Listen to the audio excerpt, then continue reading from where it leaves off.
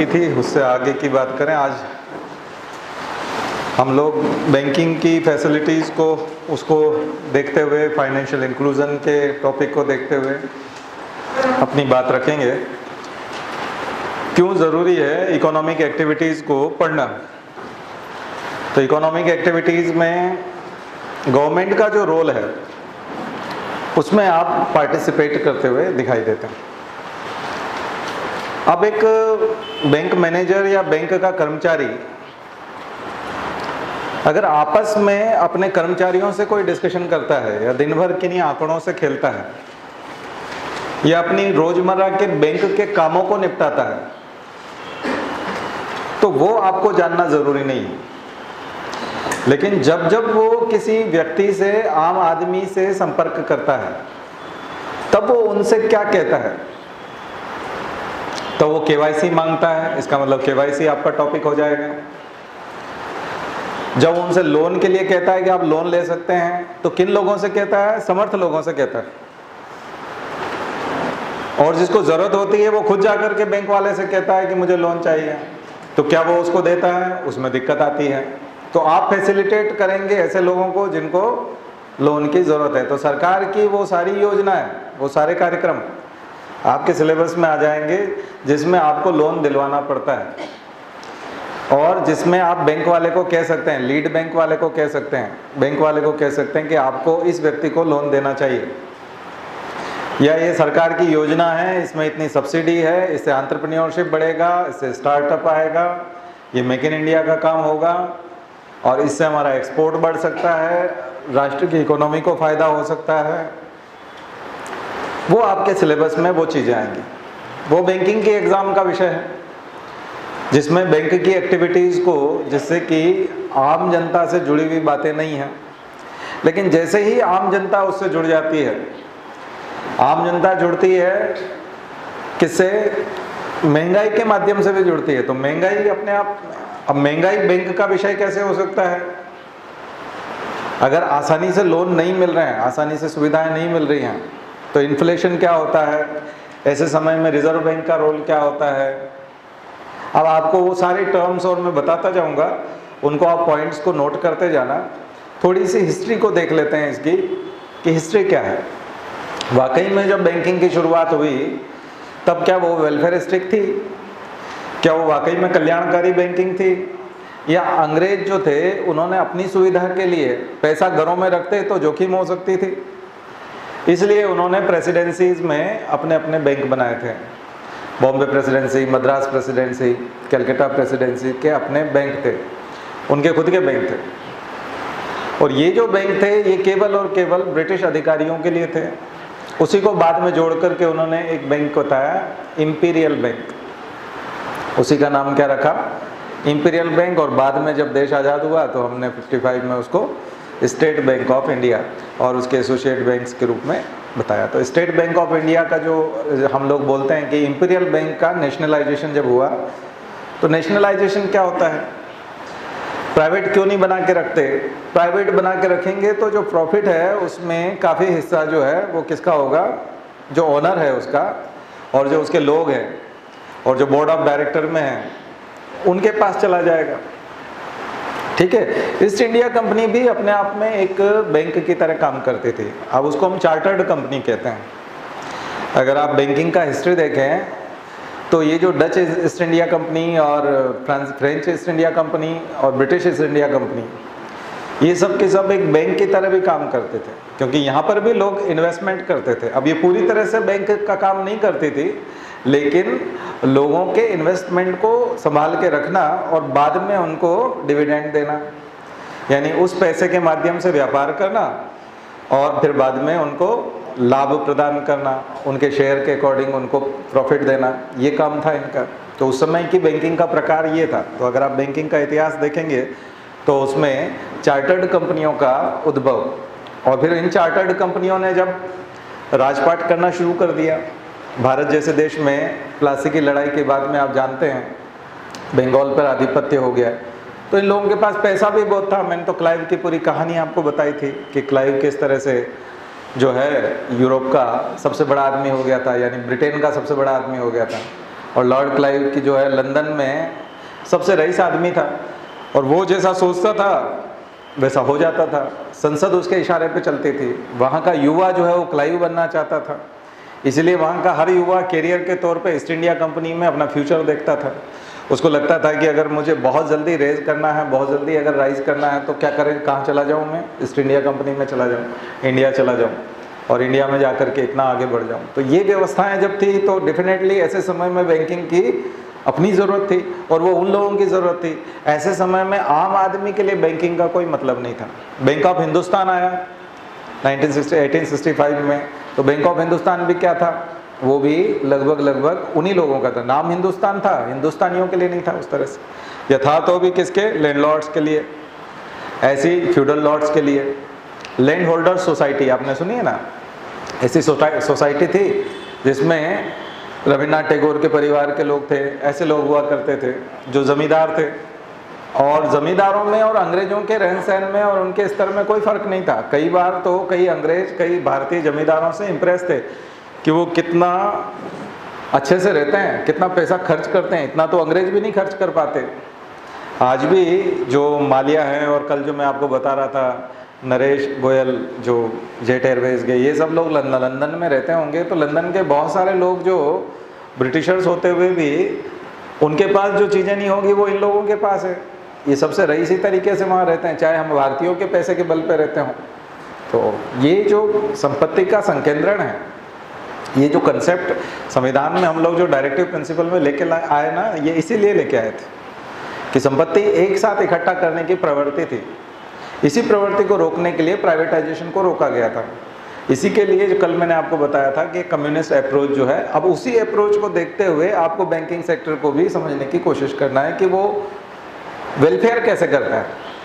तो जब 1935 में आरबीआई आया और आरबीआई बनाया गया, तो आरबीआई पे टिप्पणी लिखेगा। अब यहाँ से आपकी टिप्पणियाँ शुरू होंगे, शॉर्ट नोट लिखना शुरू करेंगे आप, तो आरबीआई के ऊपर एक शॉर्ट नोट लिखेंगे कि आरबीआई का उद्देश्य क्या था, आरबीआई क्यों बनाया गया था, स्थापना कब हुई थी, उद्देश्य क्या था उसका, और आरबीआई बनने के बाद में परिवर्तन क्या है, क्या चेंजेस आए। तो एक सेंट्रल बैंक था जिसको क्या करना था, जिसको कमांड करना था, सारे दूसरे बैंकों को कंट्रोल करना था, रेगुलेट करना था। और 1949 में फिर उसका भी राष्ट्रीयकरण कर दिया गया।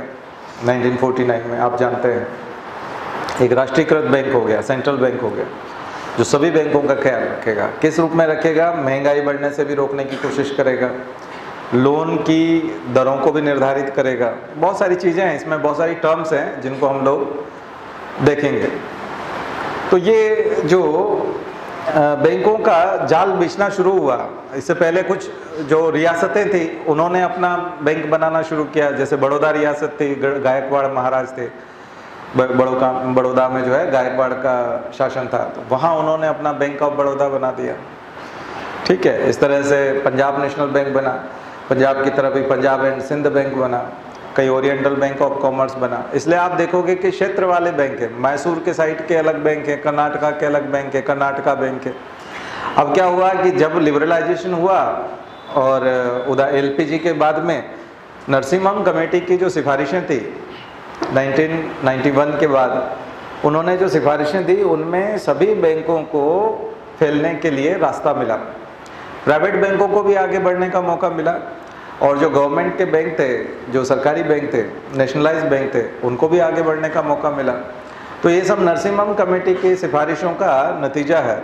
इसलिए नरसिम्हम फर्स्ट और नरसिम्हन सेकंड। नरसिम्हन कौन थे, रिजर्व बैंक के गवर्नर थे, और उनको आधुनिक बैंकिंग का या आधुनिक भारत की अर्थव्यवस्था का पितामह कहा जाता है, father of Indian banking, modern Indian banking.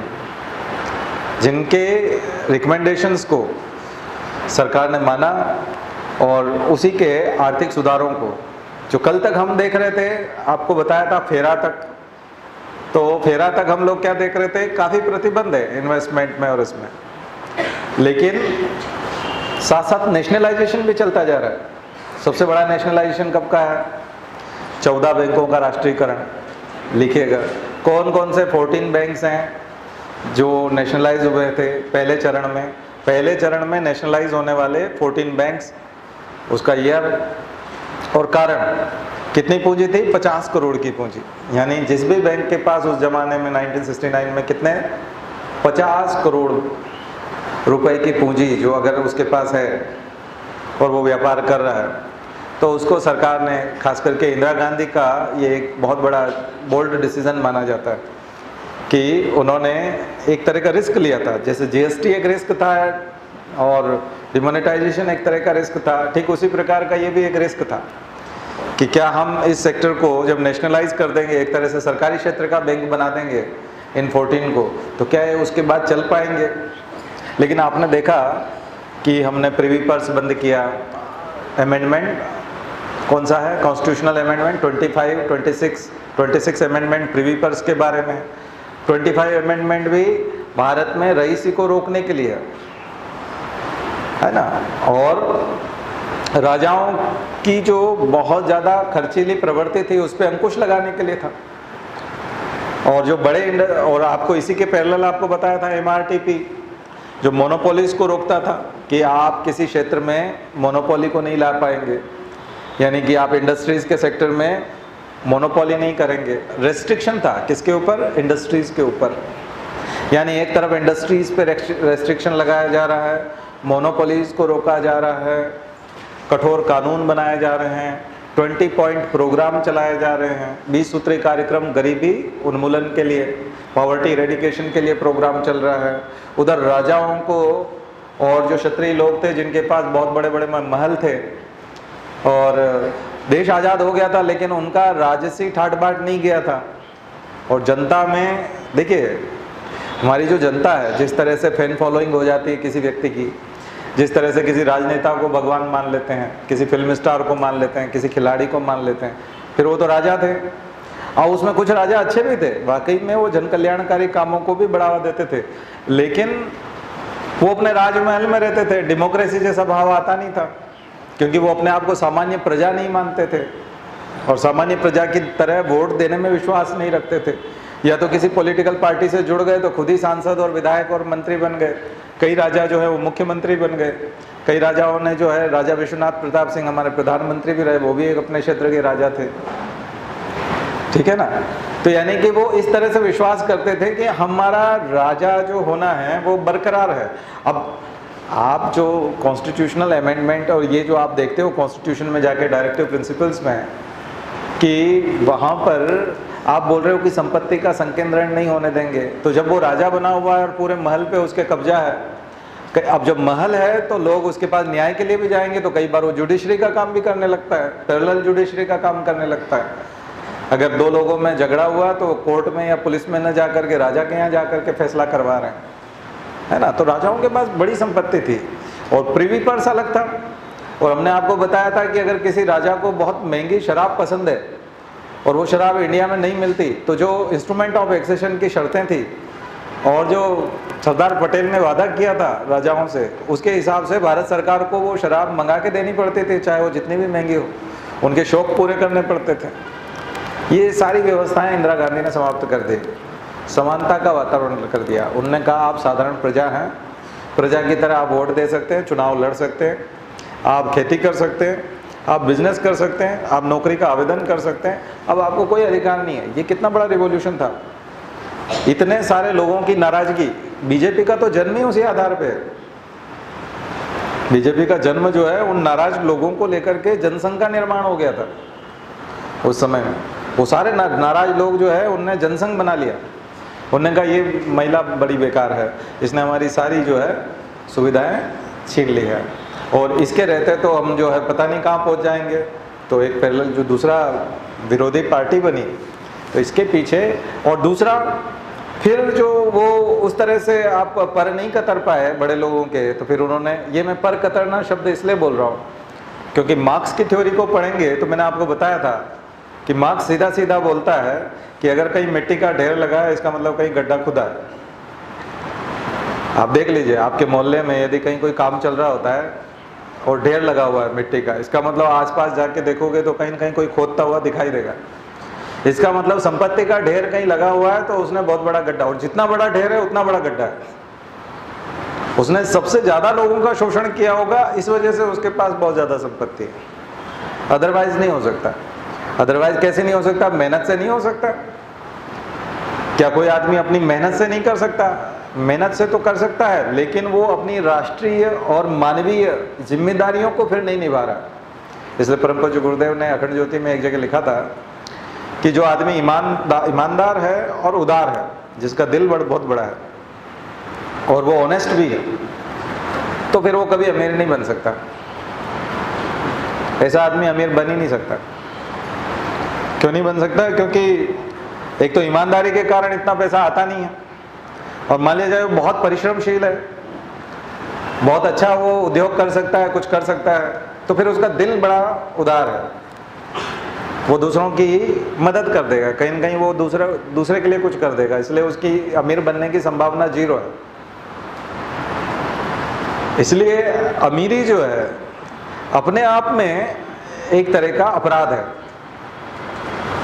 साम्यवाद जो अपराध मानता है अमीरी को, वो एक अलग चीज है, वो आर्थिक गतिविधियों के आधार पर बांधते हैं। लेकिन हम नैतिक आधार पर देखें तो अमीर बनना अपने आप में एक अपराधीकरण है, क्योंकि आप अमीर बनेंगे और जैसे ही आपके पास अतिरिक्त पैसा आएगा, वो अतिरिक्त पैसा फिर अपराध को जन्म देता है, क्योंकि आप अपराध को सेटल कर सकते हैं, आप थाने को खरीद सकते हैं, आप जज को खरीद सकते हैं। उसी को मसल पावर कहा जाता है। आज इस जमाने में यदि मसल पावर है तो वो शारीरिक शक्ति नहीं है, पैसा है, और जिसके पास ज्यादा पैसा है उसके पास उतने मसल पावर है। और मसल पावर को किस में यूज किया जाता है? क्राइम में। बात को समझने की कोशिश कीजिए। इसलिए पैसा कमाना, कई लोग जो है उसको बहुत उस तरह से बोलते हैं, बहुत निर्दोष टाइप को लगता है, ऐसा लगता है कि, लेकिन हमारा कॉन्स्टिट्यूशन चाहे वो डायरेक्टिव प्रिंसिपल्स में ही उसको अपराधी बनाता हो, लेकिन नैतिक रूप से उसको अपराधी बना देता है, आर्टिकल 39। इसलिए बार बार आर्टिकल 39 में जाएंगे तो आप आर्थिक गतिविधियों को समझ पाएंगे। इसलिए बैंकों का नेशनलाइजेशन अमीरी के विरुद्ध उठाया गया कदम है। इसलिए आप देखते हैं कि 1991 के बाद में लिबरलाइजेशन, प्राइवेटाइजेशन और ग्लोबलाइजेशन के बाद में, जिसको हम इकोनॉमिक रिफॉर्म कहते हैं, इस रिफॉर्म का नतीजा क्या हुआ? इस रिफॉर्म का नतीजा ये हुआ कि चमक दमक तो आई, लेकिन करोड़पति और लखपति और अरबपति अमीरों की संख्या बढ़ी है, और कुछ परसेंट लोग हमारे देश के ऐसे हैं, बहुत मामूली तबका ऐसा है जिसके पास सारी देश की 90% से ज़्यादा संपत्ति है, और गरीबी बहुत ज़्यादा है। इसी को बोलते हैं इंक्लूसिव ग्रोथ का न होना। इसलिए इंक्लूसिव ग्रोथ की जब बात आती है, समावेशी विकास की जब बात आती है, तो इसी को कहा गया है कि समावेशन सभी का होना चाहिए, सभी वर्गों का समावेशन होना चाहिए। विकास किसी एक वर्ग का होना ठीक नहीं है। ठीक है, अगर मान लिया जाए कोई ऐसी ट्राइब है या कोई ऐसी कास्ट है या कोई ऐसा क्षेत्र है, ऐसा एरिया है, कोई रूरल एरिया है, जहाँ के लोगों के पास बड़ी गाड़ियाँ नहीं हैं, लग्जरी गाड़ियाँ नहीं हैं, तो उनके लिए बहुत बड़े 4 लेन 6 लेन और बहुत एक्सप्रेस हाईवे उनका कोई महत्व नहीं है, बहुत ज़्यादा महत्व नहीं है उनका। उन लोगों के लिए उतना महत्व नहीं रह जाता वो। इसलिए आपका जो विकास है वो सीमित है, कुछ लोगों के लिए विकास है। ये विकास जो है कुछ लोगों को और आगे, बल्कि एक डिवाइड पैदा करेगा। अभी जब 5G की बात की जा रही है कि हम 5G तक पहुंच जाएंगे, आप 5G तक पहुंच जाएंगे, बहुत अच्छी बात है, लेकिन कुछ लोग तो अभी 3G को यूज़ नहीं कर पा रहे हैं, वो अपना 2G वाला सिस्टम ही यूज़ करते हैं या 1G में ही चल रहे हैं, फर्स्ट जनरेशन में चल रहे हैं। वो बात ही तो करते हैं मोबाइल से, और क्या करते हैं? इंटरनेट बैंकिंग नहीं कर पाते, एप्स को यूज़ नहीं कर पाते। लिटरेसी की भी ज़रूरत है, डिजिटल लिटरेसी की भी ज़रूरत है और फाइनेंशियल लिटरेसी की भी ज़रूरत है। इसलिए एक शब्द आता है फाइनेंशियल इंक्लूजन, आपके सिलेबस में एक शब्द है इंक्लूजन। तो जो बैंक इंक्लूड नहीं कर सकते लोगों को, ज़्यादा से ज़्यादा लोगों को इंक्लूड नहीं कर सकते, इसलिए प्रधानमंत्री जनधन योजना, प्रधानमंत्री जनधन योजना बहुत बड़ा रिवॉल्यूशन है। लेकिन ये रिवॉल्यूशन जो किया गया, इसके साथ पैरेलल हमने लिटरेसी का भी काम किया है क्या? इंक्लूजन विथ लिटरेसी होना चाहिए, इंक्लूजन विथ लिटरेसी। अगर इंक्लूजन के साथ साथ लिटरेसी नहीं है तो आप उन लोगों का शोषण करवा बैठेंगे। आपने रुपए कार्ड जारी करवा दिए, एटीएम कार्ड जारी करवा दिए, जनधन खाता जोड़ दिया, जनधन खाते में रुपए कार्ड मिलता है ना। जिस प्रकार का पेमेंट गेटवे आप देखते हैं, दूसरा क्रेडिट कार्ड्स में होता है, मास्टर कार्ड होते हैं, वीज़ा कार्ड होते हैं, वो इंटरनेशनल पेमेंट गेटवे है। हमारा इंडियन पेमेंट गेटवे क्या है? रुपए कार्ड। उसके बारे में भी सवाल आएंगे क्योंकि वो फाइनेंशियल इंक्लूजन का एक मीडियम है। जब आप इंटरनेट बैंकिंग में जाते हैं तो वहाँ पर एक अलग आते हैं, बिल डेस्क है और आपका टेक प्रोसेस है। ये जो पेमेंट गेटवे हैं जो आपके इंटरनेट बैंकिंग के लिए बीच में काम करते हैं, क्योंकि वो कोर बैंकिंग करते हैं और तमाम बैंकों को आपस में जोड़ते हैं, तभी तो आप इंटर बैंक जो है वो बिहेवियर को समझ पाते हैं, उसके फाइनेंशियल बिहेवियर को, और आसानी से आपका पैसा जो है वो ट्रांजैक्शन हो जाता है, इधर से उधर ट्रांसफर। आप किसी भी बैंक का किसी भी एजेंसी में और अदर एजेंसी के किसी भी बैंक में अगर आप ट्रांसफ़र करना चाहते हैं तो बीच के पेमेंट गेटवे मदद करते हैं, आपको एक प्लेटफॉर्म देते हैं। तो फाइनेंशियल इंक्लूजन के लिए लोगों को वित्तीय गतिविधियों से जोड़ने के लिए जितने तरह के टूल्स काम करते हैं वो सब आपका सिलेबस है। समझ में आ रही है? आम आदमी को जोड़ने के लिए, और इन टूल्स में जो जो वीकनेसेस हैं, जो जो लीकेज है, जो जो समस्याएं हैं, इन टूल्स का माध्यम का उपयोग करते हुए लोग शारदा चिट फंड कर जाते हैं। आपने देखा पोंजी स्कीम हो जाती हैं तरह तरह की, सहारा स्कैंडल हो जाता है। निवेशक जो होते हैं, दरअसल एक चीज़ बता दें आपको, फाइनेंशियल इंक्लूजन की पहले परिभाषा देख लें। फाइनेंशियल इंक्लूजन किन के ऊपर टिका हुआ है? फाइनेंशियल इंक्लूजन के 4 स्टेप्स हैं। फाइनेंशियल इंक्लूजन को 4 पार्ट में माना गया, उसी के आधार पर फिर इंक्लूसिव ग्रोथ को भी समझने की कोशिश करेंगे। फाइनेंशियल इंक्लूजन में जो पहला स्टेप है वो है बैंकिंग। बैंकिंग किसको कहते हैं? आप एटीएम में जाते हैं, अपना कार्ड लगाते हैं, अब जब आप पिन वगैरह सब डाल देते हैं तो वो बोलता है आपको करना क्या है, क्या आपको बैंकिंग करना है, बोलता है ना। या आप और कुछ करना चाहते हैं, केवल आप जो है अपना वो देखना चाहते हैं, खाते को देखना चाहते हैं, बैलेंस को देखना चाहते हैं, बैलेंस इंक्वायरी करना। दरअसल आप करेंगे क्या? तो हम एक उसमें एक बैंकिंग पे जो है हाथ रखते हैं, टच लगाते हैं। किस पे? बैंकिंग। बैंकिंग का मतलब क्या है? कैश को विड्रॉल करना और कैश को जमा कराना, आपके पैसे को जमा कराना, और चाहे वो किसी भी मीडियम से हो, और उसको निकालना, ये बैंकिंग की प्रक्रिया है, इसको हम बैंकिंग कहते हैं। और ट्रांसफ़र करना, जमा करना, निकालना या ट्रांसफ़र करना, ये क्या कहलाता है? बैंकिंग। दूसरा है क्रेडिट फैसिलिटी। अब किसी आदमी को अगर लोन की ज़रूरत है तो क्या वो लोन प्राप्त कर सकता है? अगर वो बैंकिंग कर सकता है फिर लोन भी प्राप्त कर सकता है, तो ये इंक्लूजन की दिशा में आप कदम बढ़ा रहे हैं। तीसरा नंबर है इन्वेस्टमेंट। इन्वेस्टमेंट क्या हो गया? जब आपने बैंकिंग कर लिया, लोन भी आपको मिल सकता है, इसके बाद आपके पास यदि अतिरिक्त पैसा कभी आया तो आप म्यूचुअल फंड में, शेयर मार्केट में या और किसी योजना में क्या आप इन्वेस्ट कर सकते हैं पैसे को। तो अगर आपने इन्वेस्ट करना भी सीख लिया तो फिर ये अगला कदम है। और अंतिम चरण है इंश्योरेंस, यानी कि सामाजिक सुरक्षा के लिए, सोशल सिक्योरिटी के लिए, या परिवार में अगर किसी कमाने वाले की मृत्यु हो जाए या जो व्यक्ति जिम्मेदार है उसकी मृत्यु हो जाए तो बाद के लोगों के लिए क्या हो सकता है, या जिस बिजनेस को खड़ा किया है, जिस मकान को बनाया है, क्या उसका इंश्योरेंस हो सकता है? क्या उसमें अगर कोई आपातकालीन स्थिति आती है, डिजास्टर आता है, तो क्या उसके बाद उसको पैसा, इसको इंश्योरेंस स्कीम के तहत, इंश्योरेंस भी जो है एक तरह की सोशल सिक्योरिटी देता है और फाइनेंशियल सिक्योरिटी देता है जब आपात समय में, इमरजेंसी के समय में। तो ये जो 4 चीज़ें हैं, ये यदि आम आदमी को उपलब्ध करा दी जाए तो इसको कहा जाता है फाइनेंशियल इंक्लूजन, वित्तीय समावेशन। और ये 4 चीजें जब वो यूज करेगा तब फाइनेंशियल एक्टिविटीज होगी, तब मनी ट्रांसफर होगा।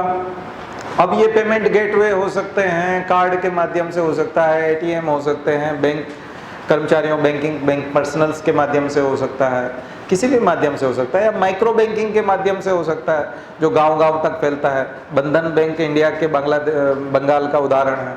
बांग्लादेश का आपको मोहम्मद, क्या नाम था, यूसुफ, उनका उदाहरण है, जिनको नोबेल प्राइज़ मिला था इकोनॉमी का।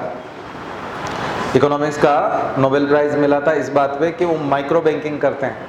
माइक्रो बैंकिंग मतलब छोटे छोटे लोगों की ज़रूरतों को पूरा करना। जो सब्जी भाजी का ठेला लगाते हैं, क्या उन लोगों को अगर लोन की ज़रूरत है, 5,000 रुपये का अगर मान लिया जाए उसको लोन की ज़रूरत है, तो क्या उसको 2,000 रुपये का 5,000 रुपये का लोन मिल सकता है? क्योंकि छोटे लोन जो है वो बड़े बैंक नहीं देते और उनके अपने नॉर्म्स होते हैं, उनके अपने तरीके होते हैं। तो बहुत छोटे छोटे लोन देना और छोटे छोटे डिपॉजिट्स को और छोटी छोटी किस्तों को, EMI भी उसकी 10 रुपये की भी हो सकती है, 25 रुपये की हो सकती है, 50 रुपये की EMI हो सकती है, या रोज़ भी वो जमा करा सकता है अपनी कमाई में से। तो इस तरह की जो बैंकिंग व्यवस्था होती है उसको माइक्रो बैंकिंग कहते हैं। ये सब चीज़ें जो है ये जब होने लगी तो सरकार की 2 जिम्मेदारियाँ फाइनेंशियल इंक्लूजन में, और इसके साथ सरकार की दोहरी जिम्मेदारियाँ हैं, बल्कि 3 जिम्मेदारियाँ हैं। क्या क्या जिम्मेदारियां हैं, और आप प्रशासनिक अधिकारी के तौर पे फाइनेंशियल इंक्लूजन को कैसे लेंगे? आप लोगों की 3 जिम्मेदारियां हो जाएंगी। आप चूंकि सरकार के प्रतिनिधि होंगे तो आपकी 3 जिम्मेदारियां हो जाएंगी। एक तो फाइनेंशियल इंक्लूजन के लिए लोगों को जोड़ना, प्रधानमंत्री जनधन खाता जैसे जनधन योजना के तहत आप जोड़ देंगे, 15 से 20 करोड़ लोगों को जोड़ दिया गया, अच्छी बात है, आपने 15 से 20 करोड़ लोगों को उसके साथ जोड़ दिया, बैंकिंग की सहूलियतों के साथ जोड़ दिया, और वो बैंक को उपयोग कर पाएंगे, यूज़ कर पाएंगे। लेकिन आपने देखा कई लोगों के पैसे कट जाते हैं, कई लोगों के साथ धोखा हो जाता है, कई लोगों से उनका पिन पूछ लिया जाता है या उनका कार्ड की डिटेल पूछ करके उनका पैसा रोज़ हज़ारों की संख्या में इतनी शिकायतें हैं पुलिस थानों में, और पुलिस उसको कतई जो है वो नहीं ले रही, क्योंकि वो धोखाधड़ी के केसेस होंगे और बाद में उनका केस का रिकॉर्ड बढ़ जाएगा कि इनकी इस पुलिस थाने के तहत धोखाधड़ी बहुत हुई है। आपके हर परिचित में, हर व्यक्ति को मैं बता रहा हूँ, यहाँ जितने भी लोग बैठे हैं, शायद ही कोई ऐसा व्यक्ति होगा जिसके परिचित में से किसी का पैसा नहीं निकाला गया हो। हर व्यक्ति का, एक एक आदमी का किसी न किसी का पैसा आपके परिचित में से फ्रॉड करके लोगों ने निकाल लिया है। अब ये फाइनेंशियल इंक्लूजन का सक्सेस है क्या? आप मान लिया जाए वो अपने घर में वो 5,000 रुपये या 10,000 रुपये अपने घर में किसी बरनी में या किसी डब्बे में बंद करके रखता तो पैसा बचा रहता, ठीक है, ब्याज नहीं मिलता, लेकिन आज उसका पूरा चला गया। कई तरह के फ्रॉड में कई बार बैंक से जो है वो मैसेज आ जाता है, आपका इसका इतना रुपया काट लिया गया, व्यक्ति को पता ही नहीं होता है किस चीज़ का काटा जा रहा है, कौन कौन से पैसे कटते रहते हैं, दिन भर मैसेज आते रहते हैं, कई लोगों के दिन भर आते रहते हैं। अगर किसी के 8-10 खाते हैं तो दिन भर किसी न किसी का मैसेज आता रहता है, इसमें 42 रुपये कट गए, इसमें 200 रुपये कट गए, इसमें ये हो गया, उसमें वो हो गया। ये जो सिस्टम है इसके साथ यदि लिटरेसी नहीं होगी और जो लीकेजेस हैं उनको रोकने की व्यवस्था नहीं होगी, तो लीकेजेस को रोकने की बड़ी व्यवस्थाएं RBI के पास है। सबसे बड़ी एजेंसी सरकार की कौन सी है? RBI।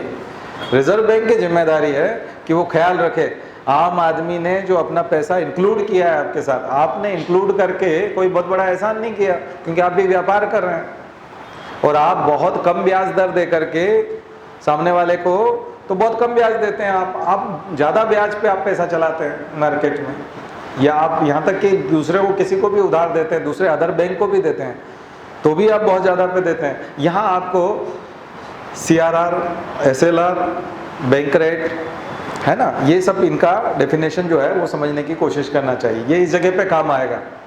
ये क्यों काम आएगा? क्योंकि रिजर्व बैंक के पास कुछ टूल्स होंगे ना जिनके माध्यम से वो कंट्रोल करेगा, बैंक्स को कंट्रोल करेगा।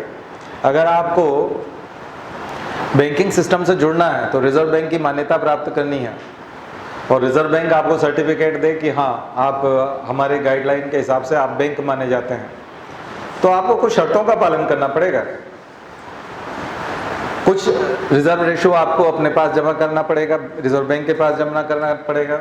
SLR के माध्यम से स्टैट्यूटरी लिक्विडिटी रेशो, सांविधिक तरलता अनुपात कौन जमा करता है? बैंक अपने पास जमा करके रखता है, ठीक है। इसका परसेंटेज जब शुरुआत हुई थी तब 40% तक था, अभी हम लोग 20% के अंदर ले चले गए। ये अगर आपको तात्कालिक रूप से जब एग्ज़ाम हो उन दिनों में देखना हो तो आप रिजर्व बैंक की वेबसाइट पे चले जाइए, तो वहाँ आपको लेफ्ट साइड पे जो है मिल जाएंगे पॉलिसी रेट्स मिल जाएंगे, क्योंकि इसको बोलते हैं मॉनेटरी पॉलिसी, मौद्रिक नीति। रिजर्व बैंक की मौद्रिक नीति ये क्वार्टरली आती है और कभी कभी उन्होंने, रघुराम राजन ने उसको 2-2 महीने में भी जारी किया था। तो इन पॉलिसी के तहत वो क्या करना चाहते हैं? इन पॉलिसी के तहत वो बैंकिंग को रेगुलेट करना चाहते हैं। बैंकों को रेगुलेट करना चाहते हैं कि लोगों के साथ फ्रॉड ना हो।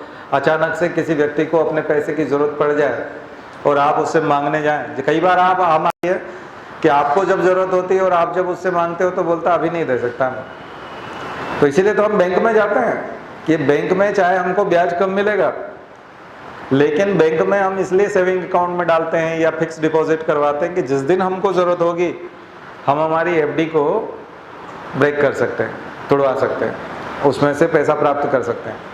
और सेविंग अकाउंट में भी चाहे बहुत कम ब्याज दर होगा, कई लोग करंट अकाउंट में जमा करने की बात करते हैं। करंट अकाउंट एक और यहाँ पर एक टर्म है Kasa ratio, current account saving account ratio. इसके आधार पर बैंकों का जो है रेटिंग भी किया जाता है। तो कासा रेशो के हिसाब से आप देखें तो करंट अकाउंट में कौन लोग जमा करते हैं? जिनको बार बार दिन भर जो है पैसा आता रहता है और जाता रहता है, खास करके बिजनेसमैन, है ना, शॉपकीपर्स, बिजनेसमैन, ये लोग जो है करंट अकाउंट खुलवाने के लिए चालू खाता की बात उनको की जाती है। आप किसी प्रकार का बिजनेस करते हैं, दिन भर ट्रांजैक्शन होता रहता है या सप्ताह में ज़्यादा ट्रांजैक्शन होते हैं, तो फिर आप सेविंग अकाउंट को यूज़ ना करके करंट अकाउंट को यूज़ करते हैं, जहां आपको ब्याज जो है उस रूप में नहीं मिलता। लेकिन बैंक वाले इस बात के लिए भी तैयार रहते हैं कि आपको कभी भी पैसे की ज़रूरत पड़ सकती है।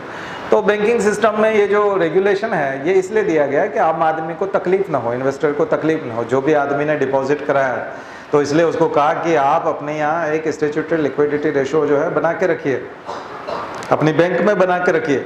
क्या हो सकता है? चाहे वो गोल्ड का इन्वेस्टमेंट हो वो हो सकता है, गवर्नमेंट सिक्योरिटीज़ हो सकती हैं और आरबीआई अप्रूव्ड सिक्योरिटीज़ हो सकती हैं, या जो पीएसयूज होते हैं, पब्लिक सेक्टर अंडरटेकिंग्स की जो कंपनियां हैं उनके शेयर हो सकते हैं, जिनको जो विश्वास पात्र हैं और जिनको आप कभी भी शेयर को उनके बेचे जा सकते हैं। इस तरह की चीज़ें आप अगर जमा करके अपने पास रखेंगे तो ये स्टैट्यूटरी लिक्विडिटी रेशो होगा। और एक कैश रिजर्व रेशो है जो कहाँ होगा? एक समय में वो बहुत ज़्यादा था, लेकिन अब धीरे धीरे कम करते करते हम लोग उसको बहुत नीचे ले आए। और कैश रिजर्व रेशो कहाँ जमा करना है? आपको रिजर्व बैंक में जमा करना है, और ये जमा करेंगे तब आपको मान्यता मिलेगी। एक तरह से ये जितने भी मान्यता प्राप्त बैंक हैं इन सबके साथ ये कंडीशन होती है। दूसरी चीज़ वो ये भी निर्धारित करता है कि आप जो लोन देंगे या आप जो कर्जा देंगे वो किस रेट पे देंगे। तो आप बैंक रेट को देखिएगा, रेपो रेट को देखिएगा। इसमें शॉर्ट टर्म और लॉन्ग टर्म लोन दिए जाते हैं, ठीक है, शॉर्ट टर्म लोन और लॉन्ग टर्म देने के लिए बैंक रेट, शॉर्ट टर्म देने के लिए एक तरह से रेपो रेट। और एक और अगर ओवरनाइट आपको ड्राफ्ट करवाना है, ओवरनाइट यदि आपको पैसा चाहिए तो उसके लिए क्या है? एमएसएफ, मार्जिनल स्टैंडिंग फैसिलिटीज, ठीक है, जिसके तहत आप अपनी एसएलआर को भी यूज़ कर सकते हैं। ठीक, तो ये कुछ चीज़ें हैं। एक टर्म और है जो आप यूज़ करते हैं, बेस रेट। पहले उसको हम लोग जो बोलते थे उसको बोलते थे prime lending rate, benchmark prime lending rate, BPLR. लेकिन 2010 के आसपास से हम लोग उसको जुलाई 2010 से हम लोग उसको बोलते हैं बेस रेट। बेस रेट क्या होता है? वो एक ऐसा रेट है जिसके माध्यम से, जिस रेट से नीचे, और वो 0.5% का डेविएशन देता है कि जिस रेट के नीचे, जैसे कि 8.25 से लेके 8.75, अगर ये बेस रेट है तो 8.25% से लेकर के नीचे तक आप, उससे नीचे का जो है लोन आप किसी को नहीं देंगे। उस दर से नीचे जो है, उस कम ब्याज दर से नीचे लोन किसी भी व्यक्ति को कोई भी बैंक नहीं देगा, ठीक है। तो मुझे लगता है कि ये अगर आप कुछ खास टर्म्स, जो मॉनेटरी पॉलिसी की टर्म्स हैं, अगर इसको समझ पाएंगे तो टेक्निकली भी आप लिख पाएंगे, आरबीआई को लिख पाएंगे वो कैसे अपने बैंकों को रेगुलेट करता है, किस प्रकार से करता है, किस प्रकार वो मार्केट में ज़्यादा से ज़्यादा पैसा सप्लाई में रखना चाहता है, लोगों के लिए उपलब्ध रखना चाहता है मार्केट में। उसी आधार पर आप इन्फ्लेशन को और डिफ्लेशन को काउंट करेंगे, ठीक है। तो मुद्रास्फीति को समझने की कोशिश करें। इस सरकार में मुद्रास्फीति को कंट्रोल दो तरीके से किया गया है। एक वाकई में कंट्रोल करने की कोशिश की है और दूसरा आंकड़ों में कंट्रोल करने की कोशिश की है। ये जो गवर्नमेंट है, इस गवर्नमेंट ने आते ही अपना मुद्रास्फीति नापने का जो तरीका है वो चेंज किया। थोक मूल्य सूचकांक को आप समझते हैं, होलसेल प्राइस इंडेक्स WPI, और एक होता है कंज्यूमर प्राइस इंडेक्स। दुनिया के अधिकांश देशों में मुद्रास्फीति को नापने का तरीका, अब देखिए मैं बातें क्यों कर रहा हूँ, ये चीज़ें मैं इन्हीं टर्म्स को लेकर के आपसे बात इसलिए करना चाहता हूँ क्योंकि यहाँ पैसे की सुरक्षा की जा रही है, लीकेज को रोका जा रहा है और ज़रूरतमंद लोगों को पैसा कैसे उपलब्ध हो उसकी व्यवस्था की जा रही है। जिन लोगों के लिए पैसा बहुत ज़रूरी है उनको पैसा कैसे मिले, आसानी से पैसा कैसे मिले, और जिन लोगों को वस्तुएं खरीदनी है, वस्तुओं को खरीदने और बेचने में भी ये बार बार बढ़ाया घटाया क्यों जाता है, इसको एक जैसा क्यों नहीं रखा जाता?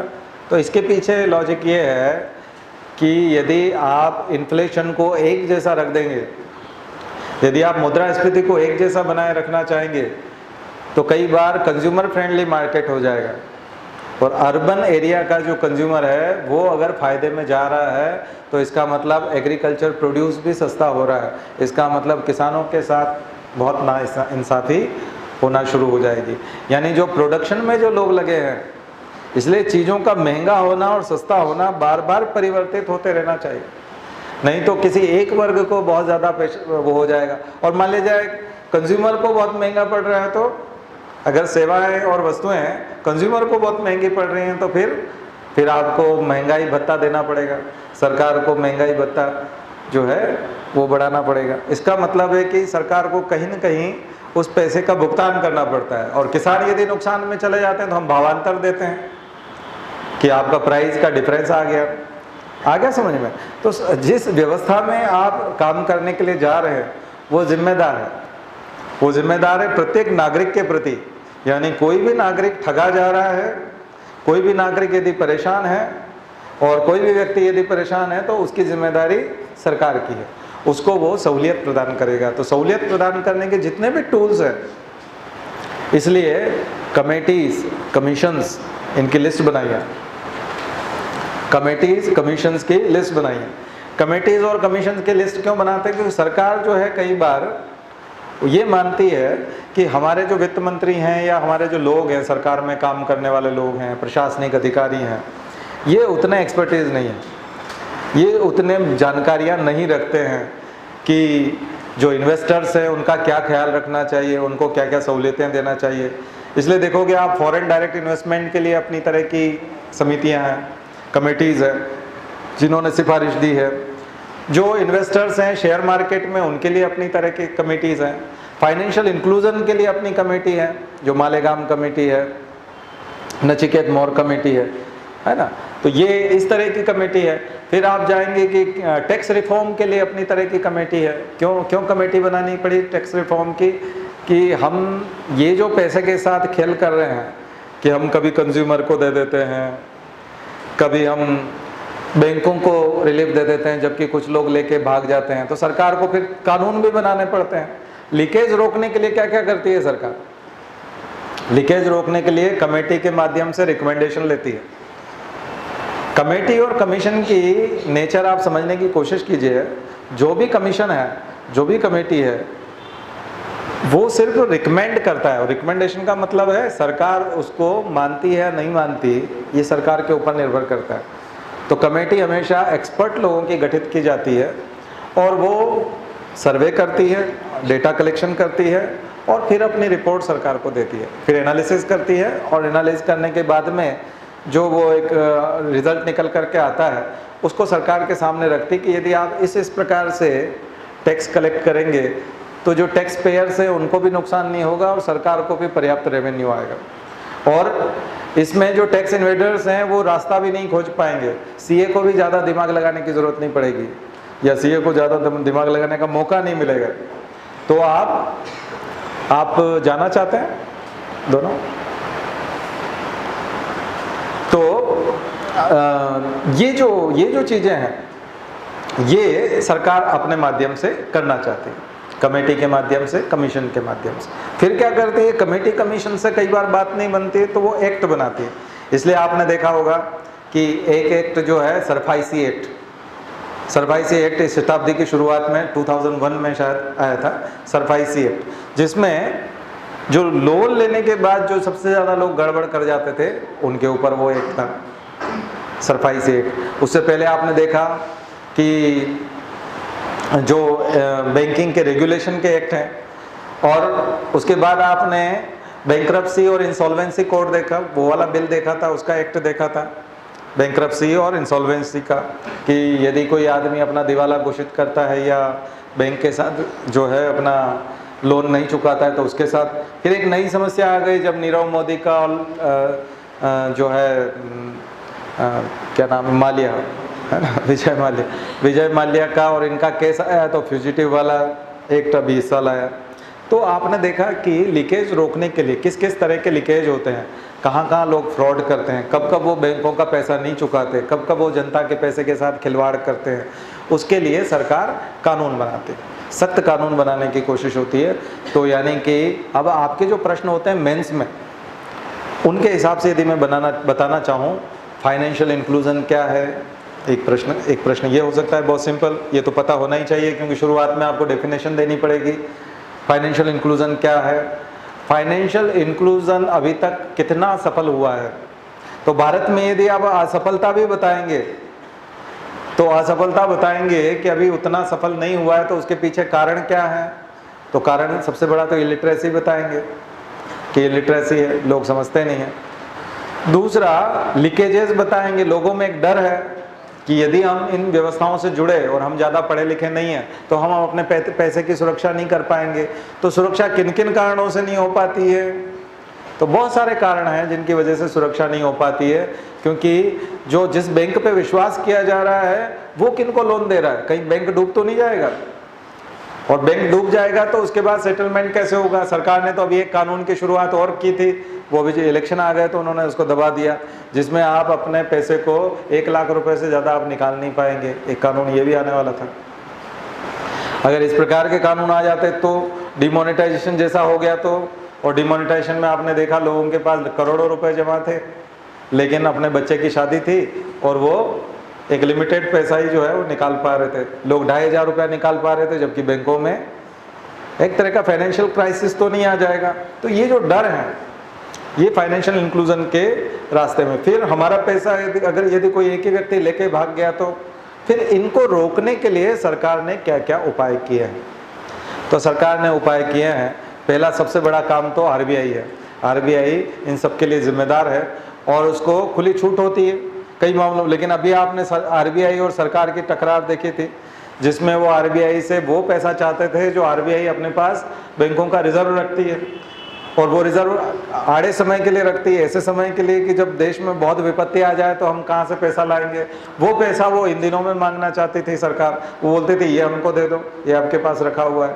सर उसने आरबीआई ने मना कर दिया तो उन्होंने आरबीआई का गवर्नर चेंज कर दिया तो उसने दे दिया ठीक है, तो उनको पैसा चाहिए था तो उर्जित पटेल पे दबाव बना, वो भाग गए। तो उर्जित पटेल कमेटी भी बनाई थी पहले रघुराम राजन के समय में, उर्जित पटेल कमेटी भी बनी थी, रघुराम राजन कमेटी भी बनी थी, ठीक है। ये सब कमेटी के चेयरमैन थे किसी समय में, इसका मतलब ये समझदार लोग थे। और आर्थिक सलाहकार भी बदल गए, आपने देखा, वो भी चले गए, अरविंद सुब्रमण्यन से लेके वो लोग अरविंद पनगड़िया और ये सब चले गए। तो ये पलायन क्यों करते जा रहे हैं? क्योंकि इनको कुछ समझ में आ रहा है।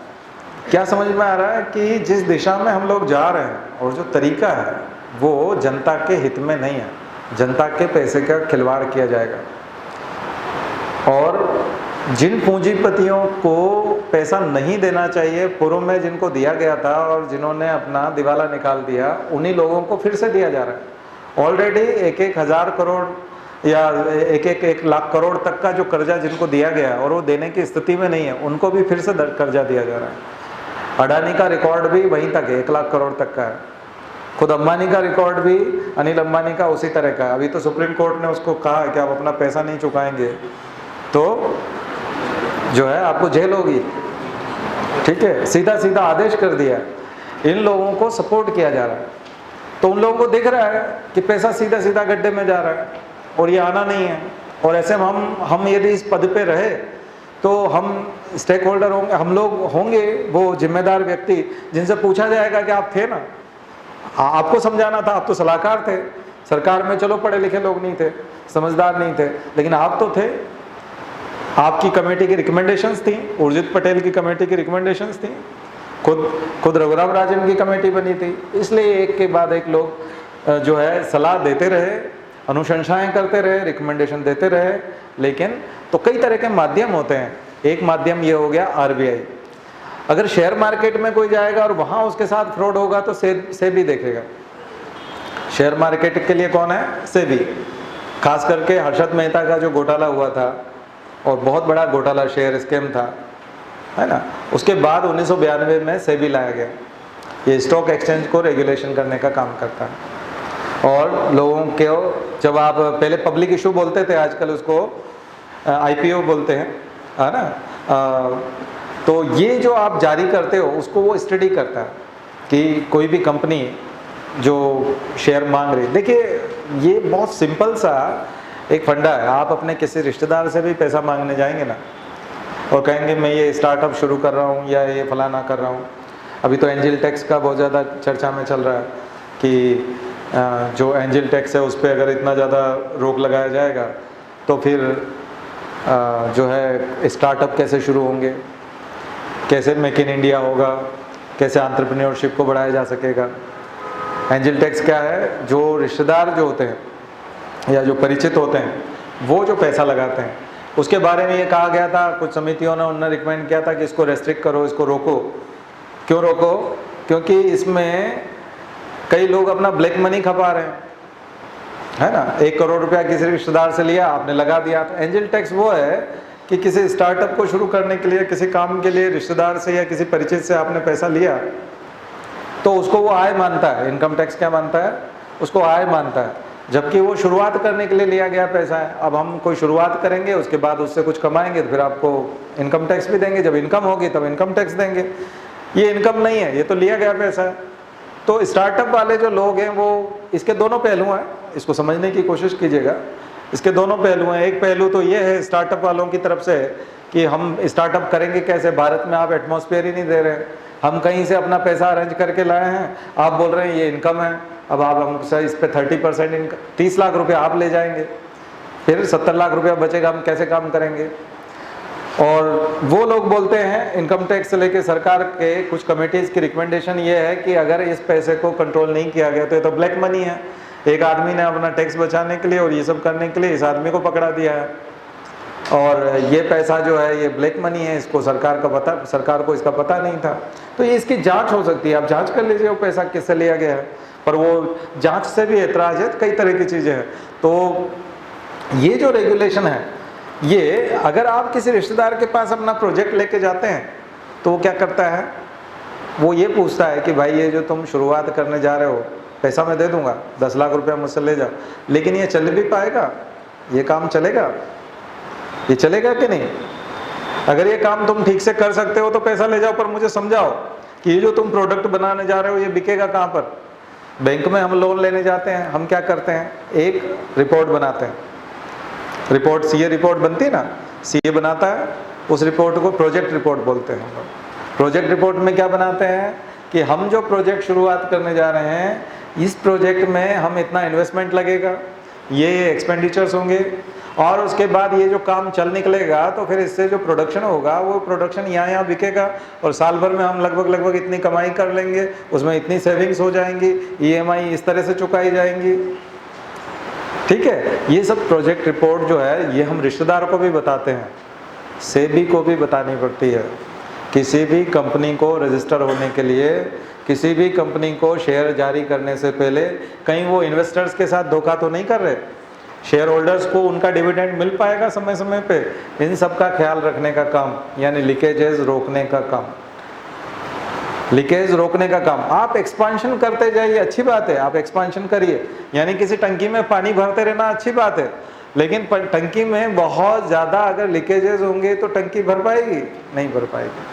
आपको दोहरा काम करना पड़ता है। तो प्रशासन में भी आपको दोहरा काम करना पड़ेगा, लिटरेसी का काम भी करना पड़ेगा, लीकेज रोकने का काम भी करना पड़ेगा। उसमें से कुछ चीज़ें पनिटिव भी होंगी जिसमें आप पनिशमेंट देंगे, है ना, यानी कि धाराएं आईपीसी के तहत धोखाधड़ी की धाराएं भी होंगी, स्पेशल एक्ट के तहत भी धाराएं होंगी, सेक्शंस होंगे जिसके तहत धोखाधड़ी करने वाले को आप जेल में डाल सके। शारदा चिट फंड इसी प्रकार का एक केस है, क्योंकि वो सेबी के प्रावधानों से भी बच गया, स्टेट गवर्नमेंट के रेगुलेशन से भी बच गया, वो बेवकूफ़ बनाता रहा।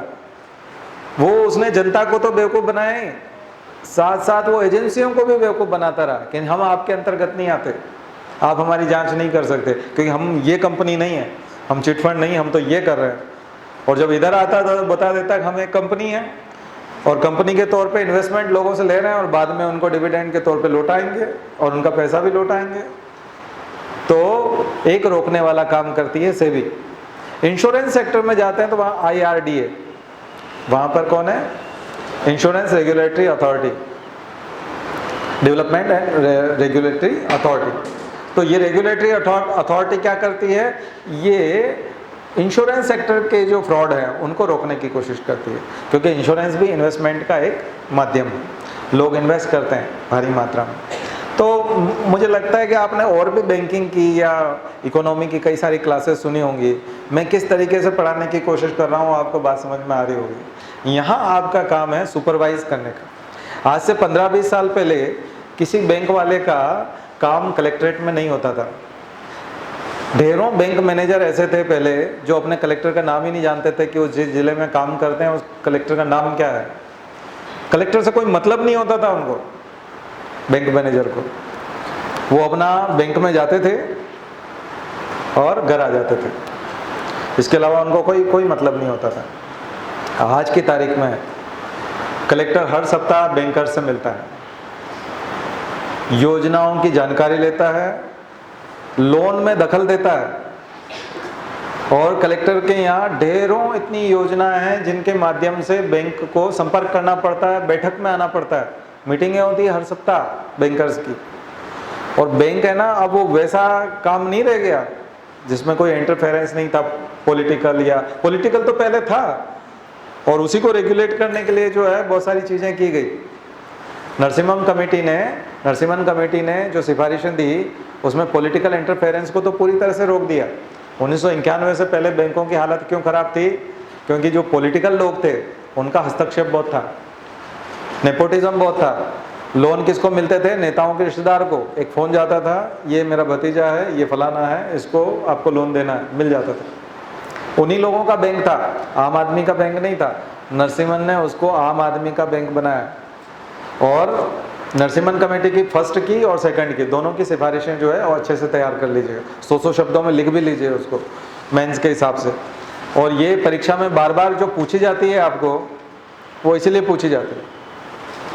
इसलिए सरकार को आगे बढ़ाना था, न तो पूंजीपतियों को आगे बढ़ाना था, न नेताओं के रिश्तेदारों को आगे बढ़ाना था, न ऐसे लोगों को आगे बढ़ाना था जो लोन का पैसा गायब कर जाएंगे, बल्कि उनको बढ़ाना था कॉटेज इंडस्ट्री को, MSME को, एंटरप्रेन्योर्स को, जो स्वरोजगार करना चाहते हैं, जो खुद अपना सेल्फ एम्प्लॉयमेंट करना चाहते हैं। ऐसे लोगों को कैसे लोन मिल सकता है? इसलिए आप देखते हैं प्रधानमंत्री रोजगार योजना, मुख्यमंत्री स्वरोजगार योजना, है ना, तरह तरह की स्कीम, मुद्रा योजना, ये सब स्कीम जो है कोई अटल बिहारी वाजपेयी के समय में आई हैं, कुछ राजीव गांधी के समय में आई हैं, कुछ इंदिरा गांधी के समय से चल रही हैं। ऐसा नहीं कि अभी अभी सारी आ गई हैं। अभी इनका नाम इंग्लिश में हो गया, ठीक है, थोड़ा सा उसको कुछ एक्रोनिम बना दिए हैं, कुछ नए नए जो है वो इंग्लिश में नाम हो गया, स्टार्टअप बोल दिया है या मेक इन इंडिया बोल दिया। पहले भी थी, पहले भी ये सारी योजनाएं किसी न किसी नाम पे थी।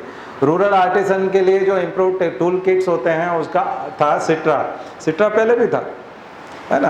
अब तो उसको अच्छा उन्होंने फिर जो अलग अलग तरह के लोगों के लिए था, ड्वाकरा जैसे फिर महिलाओं के लिए था। हम लोग जब 2001 के आसपास जब हमने बहुत अच्छे से ये इकोनॉमिक्स को पढ़ा था, उस समय में हम लोग ये सब चीज़ें रटते थे, ट्राइसेम रटते थे, या जितनी भी योजनाएं हम लोग याद करते थे।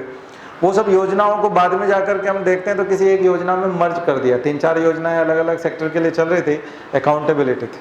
सेपरेशन से क्या होता है? अकाउंटेबिलिटी होती है।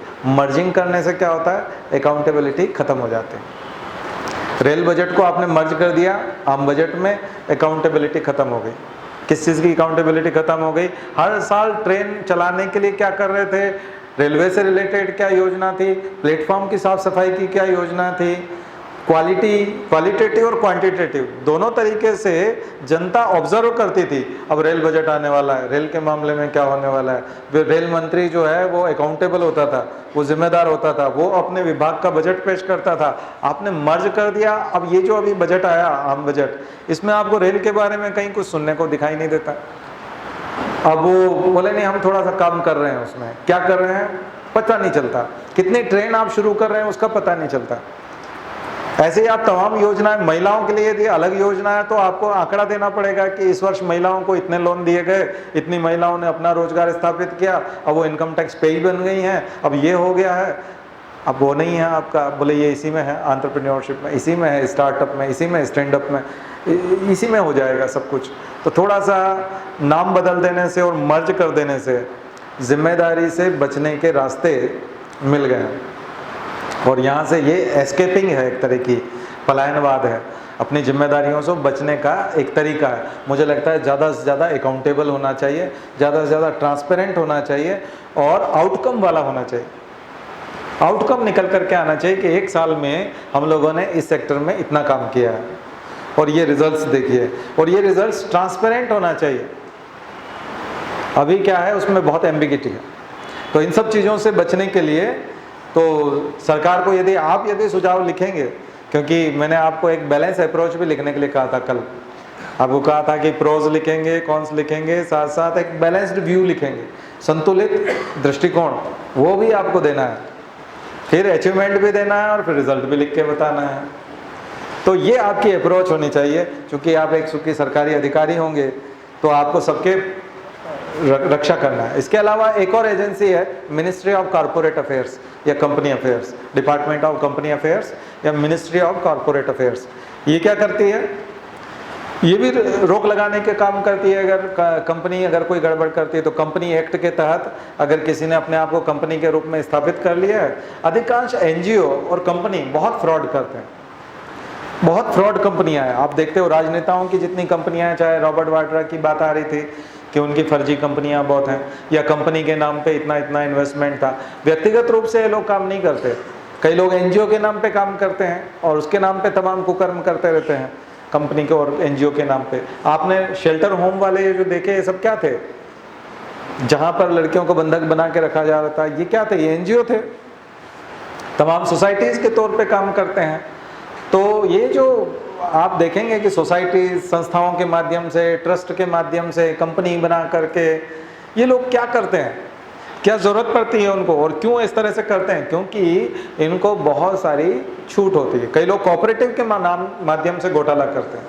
अभी जो आपका कर्जा माफ़ करने वाला घोटाला, मैंने तो क्लास में पहले ही बोल दिया था, ये जो कर्जा माफ़ हो रहा है इसमें घोटाला होगा, क्लास में पहले ही बताया था। कैसे घोटाला होगा, कोऑपरेटिव के माध्यम से होगा। कोऑपरेटिव में कोई बहुत ज़्यादा लेजर जो है मेंटेन नहीं किया जाता, एक सिंपल सा रजिस्टर होता है, एक लॉन्ग कॉपी होती है, उसमें कर्जे का हिसाब किताब होता है। अब यहाँ जिस व्यक्ति को पता नहीं कि मैंने कर्जा लिया हुआ है, उसके नाम से उसने कर्जा चढ़ा दिया कि इसने लिया था कर्जा है 50,000 का, 1.5 लाख का कर्जा, इसने बैक डेट में उससे सिग्नेचर करा रहे हैं, उसकी पिटाई कर रहे हैं। अब गाँव से क्या क्या खबरें आ रही है आप देखिए, ये कोऑपरेटिव वाला घोटाला, ये सब घोटाले इन्हीं बैंकिंग सिस्टम के माध्यम से होता है, ये कंपनियों के माध्यम से होता है। इनको रोकने का काम है corporate affairs, ministry of corporate affairs. एक मिनिस्ट्री कॉर्पोरेशन की भी है, सहकारिता मंत्रालय है ना, कोऑपरेटिव का भी एक अपना एक मंत्रालय है, वो भी उस चीज़ को देखे, लेकिन वो लोग रेगुलेट नहीं कर पाते। तो आपको रेगुलेटिंग एजेंसीज की लिस्ट बनानी चाहिए, उन सब रेगुलेटिंग एजेंसीज के बारे में 100 वर्ड लिखना चाहिए। सरकार के कमीशन और कमिटीज़ जो हैं वो क्या क्या रिकमेंडेशन दे रहे हैं तमाम प्रकार के घोटालों को रोकने के लिए, उसका वो ध्यान रखना चाहिए। फिर आरबीआई की जो गाइडलाइन है, नोटिफिकेशंस हैं, और समय समय पर वो किस प्रकार की मॉनिटरी पॉलिसी के माध्यम से रेगुलेट करता है कि जनता के पैसे की सुरक्षा कैसे हो। कुल मिलाकर के जब उद्देश्य क्लियर होगा ना आपका, तो आपको सिलेबस समझ में आ जाएगा। अगर आपका उद्देश्य क्लियर होगा कि मुझे सरकार में जाकर के, प्रशासन में जाकर के, आम लोग जो गरीब हैं और निरक्षर हैं और उन्होंने अपने खून पसीने की कमाई जो लगाई है, चाहे वो इंश्योरेंस सेक्टर में लगाई हो, चाहे वो आरबीआई के किसी अधिसूचित बैंक में उसने जमा कराई हो, चाहे वो उसने इन्वेस्टमेंट किया हो म्यूचुअल फंड में या और कई जगह पर, banking non banking financial companies में या इंटरमीडियरीज में, और अगर ऐसे में अगर उसका पैसा कभी डूब जाता है तो उसका पैसा मैं दिला सकूं, इस फ्रॉड को पकड़ सकूं और इस फाइनेंशियल क्राइम के लिए मैं उसको दोषी व्यक्ति को सज़ा दिलवा सकूं। तो आप आईपीसी का प्रयोग भी कर सकते हैं। थानों में अधिकांश जो पुलिस वाले हैं, आपके साथ यदि कोई पैसे का फ्रॉड कर देता है, जैसे आपके मकान मालिक ने, आप में से बहुत सारे स्टूडेंट हैं, और मान लिया जाए किसी मकान मालिक ने कहा कि आपको 3 महीने का एडवांस जमा कराना पड़ेगा, उसके बाद जब आप जाएंगे तब हम आपको दे देंगे, और जब आप मकान छोड़ रहे हैं तब वो मना कर रहा है। वो एम्स के एक डॉक्टर को मना कर दिया, एम्स का एक डॉक्टर है, उसको मना कर दिया, और बल्कि उसके ऊपर चोरी का इल्जाम लगा दिया कि ये मेरे घर में से चोरी करके जा रहा है। और पुलिस वाले के साथ वो बैठ के चाय पी रहा है, कौन? मकान मालिक, और पुलिस वाले ने उसको 4 घंटे तक बिठा के रखा है बेंच पे। तो इसलिए एमडी होने से नहीं आता नॉलेज, ठीक है? आप एमडी कर लें, एमटेक कर लें, उससे नहीं आता। ये कॉन्फिडेंस किससे आता है? इस समझ से आता है। तो आप उस पुलिस वाले से क्वेश्चन कर सकते हैं, मैं तुमको चोर दिखता हूँ, मैंने एमडी किया है, और मैं इसके यहाँ से क्या चुराऊंगा, क्या चीज़ है इसके पास, तुम बता सकते हो? 4-5 अच्छे बेसिक क्वेश्चन कर लेते हैं ना, तो उसको छोड़ देता, बल्कि हो सकता है उसको डर लेता। लेकिन यहाँ जो अधिकांश मकान मालिक हैं, सबकी शिवराज सिंह तक पहुँचती, ठीक है? हर आदमी बोलता है कि वो तो हमारे ही रहता था,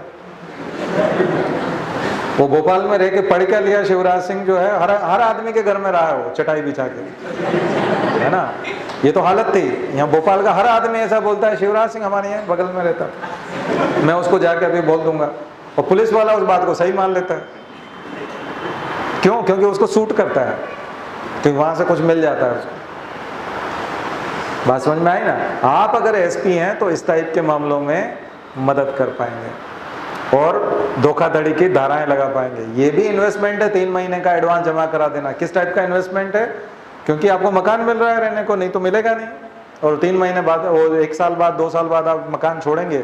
अधिकांश मकान मालिक एडवांस पेमेंट लौटाते नहीं, इसलिए आप कहेंगे मैं 2 महीने का एडवांस दे दूं तो, या 1 महीने का दे दूं तो, बोले नहीं नहीं वो नहीं, आप 3 महीने का जमा करें, क्योंकि उसको मालूम है लौटाना तो है नहीं, है ना? या फिर छोटा मोटा खराबी निकाल देगा।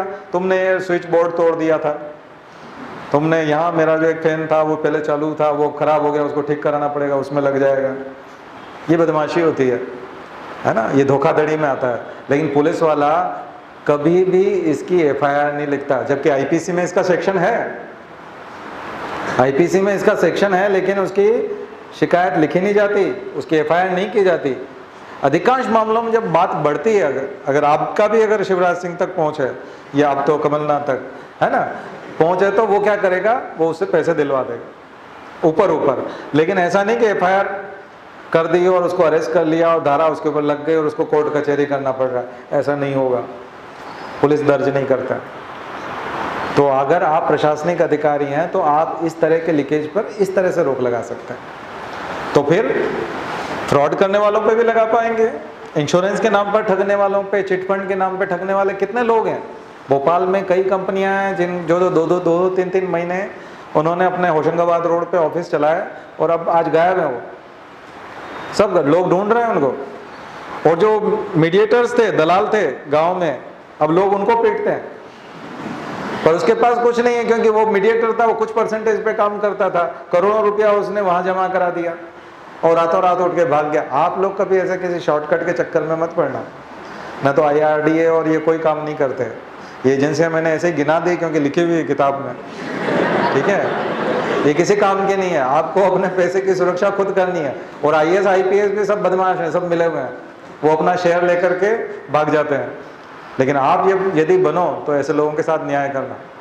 बहुत लोगों के साथ, अवीवा इंश्योरेंस वाला है था कोई, अवीवा वाला, उसके कस्टमर केयर पे शिकायत मैंने करीब 50 बार लिखी। जब वो नहीं हुआ तो उसके बाद टेढ़े रास्ते से जो फिर उसको धमकी दे करके और उससे पैसे निकलवाए, और मैंने कम से कम 10-15 इन्वेस्टर्स को 2012 में पैसे दिलवाए थे। और जब, अच्छा, कई बार तो आप कंपनी से लड़ाई भी नहीं लड़ सकते, क्योंकि केस, मेरे तो पर्सनल, मैंने बहुत सारे ऐसे ऑब्जर्वेशन है कि इस टाइप के केस हैं कि जैसे एक ब्रोकर है गांव में और वो 100 लोगों से हर महीने 10-10 हज़ार रुपये लेता रहा कि आपके मैं वहाँ जाके जमा कराऊंगा, उसका इतना पैसा। शारदा चिटफंड में भी उसने 34 गुना 38 गुना जो है फायदा बताया कि मैं इतना 38 गुना करके दूंगा आपको, तो लोग चक्कर में आ गए। तो वो जो दलाल है, वो गांव वाला जो ब्रोकर है, वो 1 साल तक 2 साल तक उस कंपनी में पैसा जमा कराने भी नहीं गया और अपने ही पास रखता रहा। अब आप कंपनी के कस्टमर केयर में झगड़ के क्या कर लोगे, क्योंकि उसके पास तो जमा ही नहीं है पैसा। वो किसका फ्रॉड हो गया, वो लोकल लेवल पे। और अब वो दिखाई नहीं देता, अपना घर बार सब शिफ्ट कर लिया उसने, और पता नहीं कहाँ चला गया, गुजरात महाराष्ट्र कहीं जाके रहने लगा। अब आप अपना पैसा कैसे नहीं, उसके पास चूंकि इतना पैसा आ गया, उसने नया कारोबार शुरू कर लिया। शारदा चिटफंड वाले को भी यही लगा कि मैं ऐसे बेवकूफ़ 10 साल से बना रहा हूँ तो और बनाता रहूँगा, आगे और लोगों को मूर्ख बनाऊंगा, और जब ये पैसा मांगने आएंगे तो जब नया आदमी जो मूर्ख बनेगा उसका पैसा इसको दे दिया जाएगा, और कुछ पैसा देकर के मैं अभी चुप कर दूंगा। इसलिए सुप्रीम कोर्ट ने जब सहारा स्कैंडल में जो सुब्रत राय सहारा को छोड़ा तो उन्होंने कहा पहले 10,000 करोड़ जमा करो, क्योंकि तुम लौटाओगे कैसे 25,000 करोड़ 30,000 करोड़ कैसे लौटाओगे। तो यदि तुम आज जेल में रहते हुए अपने घर से 10,000 करोड़ नहीं मंगा सकते तो बाद में इतना कैसे ले आओगे। तो उससे जमा करवाए, आप जमा करिए, पहले इतना पैसा तो मिनिमम यहाँ जमा करिए, ताकि कुछ इन्वेस्टर्स को तो हम लौटा सकेंगे। भारत में आप परीक्षाओं की तैयारी कर रहे हैं, मेहनत कर रहे हैं, हार्डवर्क कर रहे हैं, आपके माता पिता बहुत हो सकता है खेत में काम करते हों, आपके माता पिता हो सकता है कि दुकान पे काम करते हों, नौकरी करते हों, हार्डवर्क करते हैं, मेहनत करते हैं। मिडिल क्लास लोग जो आप जिनको जानते हैं वो सब, और कुछ लोग जिन्हें हम अपर क्लास कहते हैं, वो अपर क्लास क्यों है, इसका मतलब समझ में आ गया ना, कि बड़ा ढेर तभी लगता है जब बड़ा गड्ढा खोदा जाता है, अदरवाइज बड़ा ढेर लग नहीं सकता। इसलिए जो सहारा जिसका लोगो लगा के और वो घूमते थे, कौन, क्रिकेट टीम वाले, हाँ, और जब वो फंक्शन करता था अपने घरों पे और उस पर शादियाँ करता था अपने बच्चों की, तब भारत पाकिस्तान के सब खिलाड़ी आते थे, सारे लोग, पूरी टीम जो है वहाँ खड़ी रहती थी। क्यों, ऐसे कैसे उसने, ये सब देखो, शारदा चिटफंड वाला भी यही करता था, सब लोगों के पैसे ले लिए, अब दुर्गा पूजा का बड़ा पंडाल बनाता था और उसमें मंत्री आता था, और वो मंत्री उधर चला गया बीजेपी में, ठीक है। तो सीबीआई जो है वो पकड़ने किसको पहुंच गई कि उस मंत्री के कौन से कागजात रखे हैं तुम्हारे पास, आया समझ में। राजीव कुमार को पकड़ने गई थी ना, राजीव कुमार को जब पता चला कि ये तो मंत्री जी तो अब उधर चले गए, लेकिन ये तो हमारे उसमें थे, शक के दायरे में, कागज उन्होंने छुपा लिए। उन्होंने कहा गवर्नमेंट यदि बदली और सीबीआई कभी कांग्रेस के हाथ में गई या कोई गठबंधन सरकार आई अगली, तो उसको एक कागज दे देंगे, क्योंकि कागज ही अगर अभी इसको पकड़ा दिए तो उनको ये पता था कि इन्होंने जांच तो की थी मुकुल रॉय की, नहीं तो सीबीआई को क्या पता है कुछ कागज गायब है, उनको कैसे पता चल रहा है। उनको पता है कि जो व्यक्ति बीजेपी में आया है इसके कागज इसमें नहीं है, क्योंकि इस दौरान तो उसके ऊपर कार्रवाई होगी नहीं, तो वो कागज है कहाँ। तो उधर जब ऋषि कुमार शुक्ला सीबीआई डायरेक्टर बन गए और वो ज्वाइन कर रहे थे, तो उसने बैक डेट में एक दिन पहले अपना खुद का ही ऑर्डर निकाला, लेकिन वो वारंट निकालना भूल गया कि उसको पूछताछ के लिए जो है वो लेना पड़ेगा कस्टडी में, और उसके लिए वारंट ने निकाला, और बिना वारंट के जब वहाँ पहुँचा तो वो खुद ही धरे गए, खुद पकड़ा गए। फिर हालांकि सुप्रीम कोर्ट ने कहा, बड़ा विवाद हुआ, आप सबके सामने है, लेकिन ये चिटफंड का जो मामला है ये सारे नेताओं के सहयोग के बिना नहीं हो सकता था। नेता लोग जाते थे, फंक्शन में जाते थे, तो घोटाले पढ़ने की कोशिश कीजिए, घोटालों को कैसे पकड़ा गया है ना, और जनता के पैसे के साथ कैसे फ्रॉड किया जा रहा है, उसको कैसे बचाया जा सकता है। सरकार ने इसके लिए कानून कौन कौन से बना रखे हैं, धोखाधड़ी के कौन कौन से कानून आईपीसी के तहत हैं, है ना, ये आपका काम होगा। मुझे लगता है इकोनॉमी पढ़ने का एक दूसरा नज़रिया आपको मिला होगा, और इकोनॉमी को कैसे पढ़ना चाहिए अब सरल भी हो जाएगी आपके लिए। पहले क्या आप उलझे रहते थे कि ये रेट इतना परसेंटेज हो गया, इतना हो गया, 0.75, अरे इसको छोड़िए, 0.725, ये इनसे कुछ लेना देना नहीं है। यहाँ लेना देना ये है कि जनता के पैसे को कैसे बचाया जाए, आपकी नीयत क्या है, सरकार की नीयत क्या है, एजेंसीज की नीयत क्या है, और ये कब कब बदली है नीयत, और किस समिति ने क्या क्या रिकमेंडेशन दी थी और सरकार ने उनका पालन क्यों नहीं किया। ये लूप होल्स आज भी कैसे छोड़े जा रहे हैं, क्या ये पहले नहीं बताए गए थे। साथ साथ ध्यान रखिएगा स्मॉल स्केल इंडस्ट्रीज का, आबिद हुसैन कमेटी का, भूरेलाल कमेटी का, इन्वायरमेंट को सुरक्षित रखने के लिए सीएनजी का आना भी एक तरह की आर्थिक पॉलिसी है। तो जो ग्रीन फ्यूल है वो कैसे आएगा? तो ये जो इकोनॉमिक नीतियां बनती हैं, फिर बाद में क्या होगा कि इनके ऊपर सरचार्ज कैसे लगाए जाएंगे, सेस कैसे लगेगा, और ये सेस क्यों लगाए जाते हैं, आया समझ में? तो सब्सिडी का इश्यूज आएगा, सब्सिडी के ऊपर आपको जो है समितियां मिलेंगी वो। तो कुल मिलाकर ये आर्टिकल 39 के इर्द गिर्द, यानी संविधान सबको बराबरी देना चाहता है, इंक्लूसिव ग्रोथ करना चाहता है, एक्सक्लूसिव ग्रोथ नहीं करना चाहता। लेकिन आफ्टर एलपीजी 91 के बाद जो एलपीजी आया, उसके बाद एक्सक्लूसिव ग्रोथ हुआ है, कुछ लोगों का ग्रोथ हुआ है एक्सक्लूसिवली, कुछ लोग बेनिफिट प्राप्त कर गए, तमाम एजेंसियों का फ़ायदा उठा गए, और जो रेगुलेटिंग एजेंसियां थी उनको अंगूठा दिखा गए, ठीक है। और इंक्लूसिव ग्रोथ में कौन कौन आएंगे? कमजोर वर्ग, वीकर सेक्शंस, महिलाएं, बुजुर्ग, ये सब, और सर्विसेज का आसानी तक पहुंच।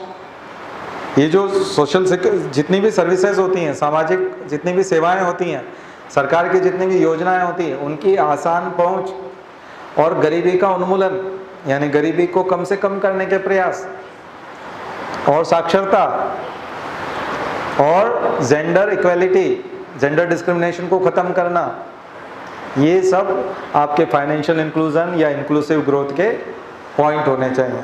और इन सब के लिए सरकार आर्थिक रूप से कौन सी नीतियां बना रही है, कौन सी समितियां बन रही हैं, कौन सी रिकमेंडेशंस आ रही हैं, कौन से रिफॉर्म हो रहे हैं, इन्हीं को हम इकोनॉमिक रिफॉर्म, टैक्स रिफॉर्म और ये सब चीज़ें ये नाम लेंगे। यानी जो ईमानदारी से चल रहा है, जो मेहनत से काम कर रहा है, जो ऑलरेडी प्रकृति के कारण गरीब है या दूसरे लोगों के द्वारा गरीब बनाया गया है, उनके लिए सरकार क्या कर सकती है।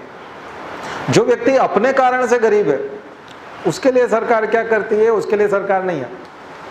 सरकार उन लोगों के लिए है जो प्रकृति के कारण गरीब है या प्रकृति के कारण परेशान है, यानी विकलांग हो सकते हैं, डिसेबल्ड लोग हो सकते हैं, बच्चे हो सकते हैं, क्योंकि बच्चे प्रकृति ने अभी उनकी उम्र उतनी छोटी रखी है कि उनका, इसलिए मिड डे मील और इन सब का इंपॉर्टेंस है, सर्व शिक्षा अभियान का इंपॉर्टेंस है।